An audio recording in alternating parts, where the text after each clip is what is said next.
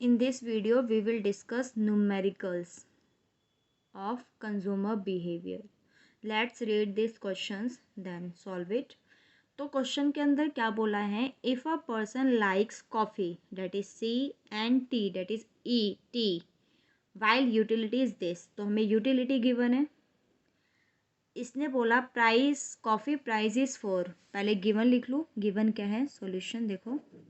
तो गिवन क्या है हमें, गिवन है कॉफ़ी प्राइस, तो कॉफ़ी प्राइस को मैं पी से लिख सकती हूँ. तो P C is given by $4 and tea price is 2 means price of tea is 2 $2. Now then with 2 unit of coffee demanded means जो क्वांटिटी है यानी सी, 2 यूनिट ऑफ कॉफ़ी कितनी है, 2 यूनिट. फिर इसने पूछा optimal quantity of T demanded, तो हमें ऑप्टिमल क्वांटिटी ऑफ टी का बताना है. तो यहाँ तक बात समझ में आती है. तो हमें क्या क्या गिवन है, एक तो हमें यूटिलिटी गिवन है that is coffee square T, और हमें क्या गिवन है, given price of coffee and given price of T and quantity of coffee. तो इसने quantity optimal quantity of T पूछा है. तो बच्चे देखो यहाँ पर तुम्हें साफ दिख रहा है कि यहाँ पर क्या है, 2 गुड्स है, good coffee and good T. तो मैंने तुम्हें कंज्यूमर बिहेवियर में क्या बताया था, तो इसने क्या देखो optimal consumer behaviour for 2 good, for 2 goods that is C coffee and tea. यहाँ तक चीज़ समझ में आती है. इज गिवन, मैंने तुम्हें एक चीज़ पढ़ाया था ना, marginal utility of good x upon marginal utility good ये. तो marginal utility of good one is coffee and उसका price equals to marginal utility of good two is tea and price of tea. This is the condition of optimal consumer behaviour in case of 2 goods. तो इतनी चीज़ें समझ में आती है. मैंने class में पढ़ाया था marginal utility of good X and price of X and marginal utility of good Y and price of Y. तो यहाँ पर हमारा गुड एक्स क्या है, कॉफ़ी है, एंड गुड वाई क्या है, हमारा टी है. तो ये कंडीशन समझ में आ गई. तो बच्चे देखो जो हमारी यूटिलिटी गिवन है, हमें यूटिलिटी क्या गिवन है, ये गिवन है. तो given utility u equals to C2. बच्चे देखो पहले हमें ये कैलकुलेट करना है. तो हमारा जो मार्जिनल यूटिलिटी ऑफ कॉफ़ी है that is derivative of u with respect to coffee. ये डेरिवेटिव तो आता होगा. तो बच्चे देखो डेरिवेटिव करते हैं. जब हमारे पास 2 चीज़ होती है और जब हम फर्स्ट के रिस्पेक्ट में डेरिवेटिव करते हैं तो हम सेकंड को कांस्टेंट मान लेते हैं, मीन्स जैसा है वो एज इट इज़. तो टी तो हमारा ऐसे ही रहेगा, मीन्स टी हमारा ऐसे ही रहेगा. तो हमें डेरिवेटिव किसका करना है, C2 का. जब हम डेरिवेशन करते हैं तो पावर नीचे आ जाती है और एक पावर क्या हो जाती है, कम, यानी 1. और 1 तो पावर लिखने की ज़रूरत ही नहीं होती.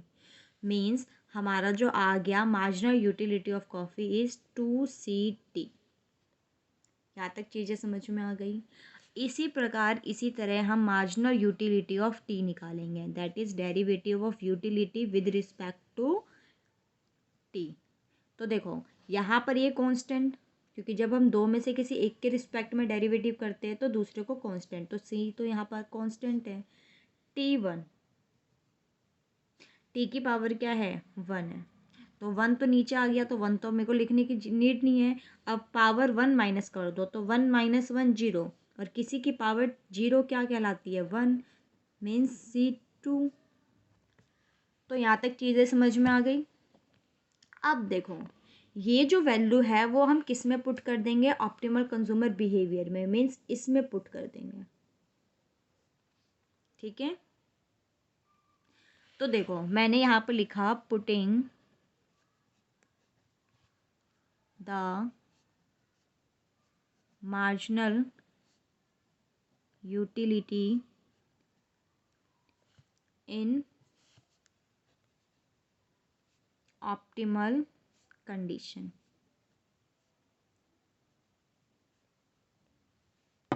तो देखो इसमें हमें क्या करनी है, ये वाली वैल्यू डालनी है। तो वैल्यू डालो। हमारा ये MUC यानी मार्जिनल यूटिलिटी ऑफ कॉफ़ी कितना आया है, 2CT। बच्चे price of coffee, price of coffee क्या हमें गिवन है, दैट इज़ 4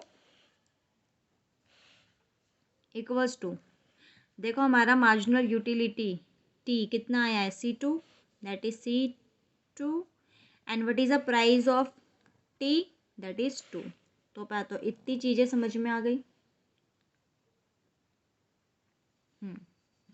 बच्चे देखो यहाँ पर हमें एक और चीज़ गिवन है, और वो क्या गिवन है, यूनिट ऑफ कॉफ़ी यानी C की वैल्यू गिवन है। तो इसमें हम C की वैल्यू डाल देते हैं, 2 × 2T 4 एंड C की वैल्यू यहाँ पर हमें कितनी दे रखी है, 2, तो डेट इज़ 2 की स्क्वायर। तो ये मेरा 4, 2 2 जब 4 कट गया, तो मेरा जो T आया, देखो ये कट कैंसिल हो गया, तो क्या बचा, 2। तो मेरा जो यहाँ यूनिट डिमांडेड, जो मेरा डिमांडेड है वो कितना है, 2 है। तो यहाँ पर मेरा क्या आ गया, 2। तो इतनी चीज़ें समझ में आ गई, ये क्वेश्चन सॉल्व है। तो हमें लिखना है the optimal quantity of T demanded is 2। तो यहाँ तक चीज़ें समझ में आ गई, ये न्यूमेरिकल समझ में आ गया आपको। Now move to the second numerical question. Okay, now see second questions this. अब इसको देखना। अब इस न्यूमेरिकल के हमें क्या कहा गया है, देखो a person whose marginal utility of coconut that is given, solution यानी गिवन, देख पहले गिवन लिख लेते हैं। मार्जिनल, देखो मार्जिनल यूटिलिटी ऑफ कोकोनट, तो मैं मार्जिनल यूटिलिटी ऑफ कोकोनट ऐसे लिख लूँ, is 5 times the marginal utility of pineapple. तो मैं पाइन एप्पल की यूटिलिटी, पाइन P लिख लूँ ऐसे। तो इसने क्या बोला है, a person whose marginal utility of coconut यानी this is 5 times the marginal utility of pineapple. तो ये इक्वेशन क्या, मुझे ये चीज़ समझ में आ गई, यहाँ तक समझ में आ गई, इस लाइन तक की मीनिंग समझ में आ गई यहाँ तक। आगे और पढ़ लेते हैं। While coconut is 4 times more expensive. तो देखो पहले कोकोनट का प्राइस मैं PC लिख लूँ, प्राइस ऑफ कोकोनट। अब इसने क्या बोला, coconut, while coconut is 4 times more यानी 4 times more expensive than pineapple, means pineapple के प्राइस है, PP लिख दिया मैंने, पाइनएप्पल के प्राइस से ये 4 टाइम्स क्या है, ज़्यादा है। देन फिर इसने क्या पूछा, should dash the consumption of pineapple. तो पाइनएप्पल का हमें कंजप्शन बढ़ाना है या कम करना है। Let's solve this numerical then will discuss. तो बच्चे पहले तो ये क्वेश्चन से इतनी इन्फॉर्मेशन हमारे सामने निकल कर आती है, यहाँ तक चीज़ें समझ में आ गई। तो बच्चे देखो 2 goods, again here is 2 goods, देखो तो हमें लगाना है ऑप्टिमल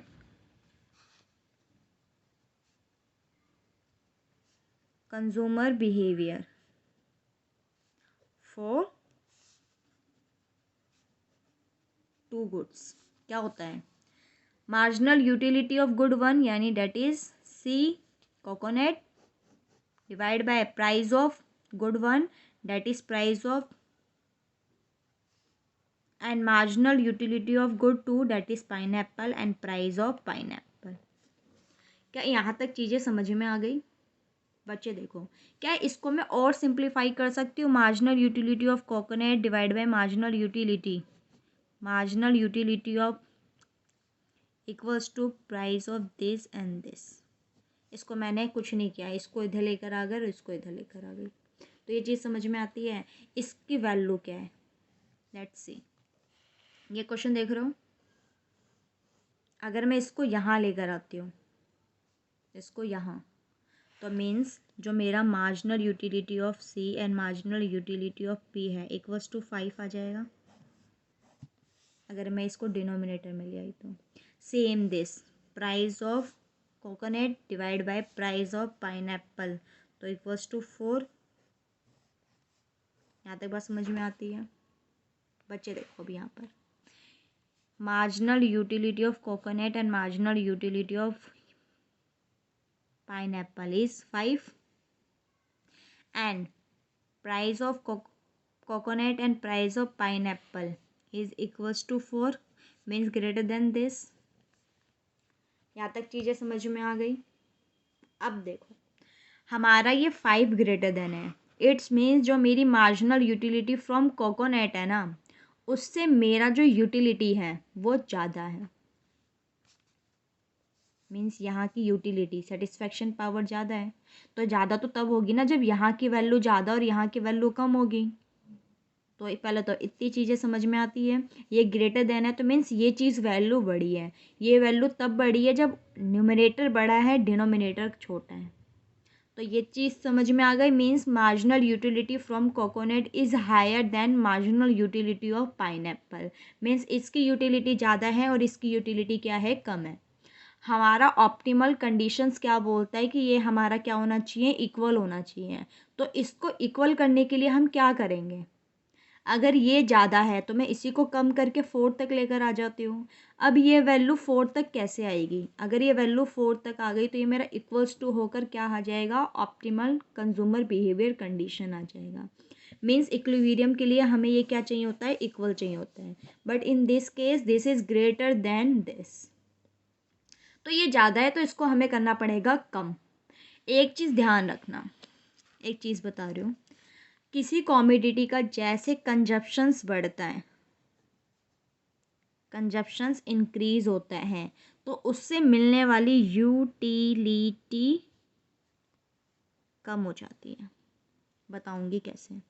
सेकंड, अगर किसी का कंजप्शन कम कर रहे हो, मीन्स अब उसका कंजप्शन कम कर रहे हो, घटा रहे हो, in that case utility increase. तो मैं याद है मैंने कंज्यूमर बिहेवियर में एक law of diminishing marginal utility पढ़ाया था। अब उसका मतलब क्या था, डिमिनिशिंग मार्जिनल यूटिलिटी, ध्यान से सुनना। मैंने एक बताया था, एक एग्जांपल दिया था, योर फेवरेट डिश। मैंने बताया था कि अगर तुम्हारा कोई फेवरेट डिश है, जब तुम फर्स्ट टाइम उसका कंज्यूम करते हो, that give more satisfaction, means more utility देता है वो। बट उसका कंटिन्यूसली हम जैसे जैसे कंजप्शंस करेंगे तब वो तुम्हारी जो फेवरेट डिश है उससे मिलने वाली सेटिस्फैक्शन का लेवल क्या होता चला जाएगा, कम होता चला जाएगा। लाइक मैंने 1 प्लेट छोले भटूरे खा लिए हैं तो मेरी जो सेटिस्फैक्शन लेवल होगी वो बहुत ज़्यादा होगी। बट मैंने कंटिन्यूसली दूसरा फिर प्लेट ऑर्डर कर दिया तो उस सेकंड प्लेट से मिलने वाली यूटिलिटी कम हो जाएगी। अगेन मैंने थर्ड प्लेट ऑर्डर कर दिया तो उससे मिलने वाली यूटिलिटी कम हो जाएगी, सेटिस्फैक्शन लेवल कम होता चला जाएगा। और हो सकता है कि एक पॉइंट ऐसा भी आ जाए कि जो सेटिस्फैक्शन मुझे मिल रही थी वो नेगेटिव में चला जाए, लाइक मुझे वॉमिटिंग आ गई, मैंने इतनी ओवर ईटिंग कर ली। तो यहाँ तक समझ में आता है। तो मीन्स अगर किसी का कंजप्शन हम कंटिन्यूसली, ऐसा नहीं आज एक प्लेट खा लिया फिर कल एक प्लेट ऑर्डर कर दिया, no, consumption should be continuously.